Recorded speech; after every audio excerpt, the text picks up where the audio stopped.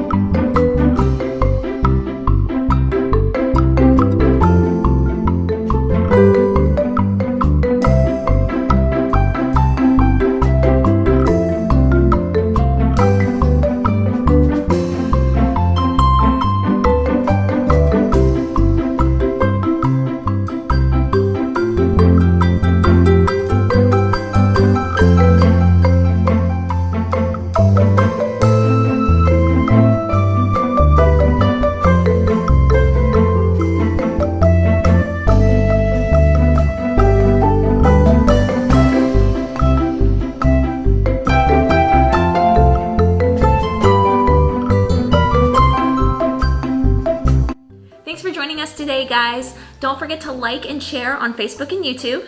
And if your adult's okay with it, we would love to see your creation shared with us on our Instagram page. And we look forward to seeing you all next time. Have a great day. Bye.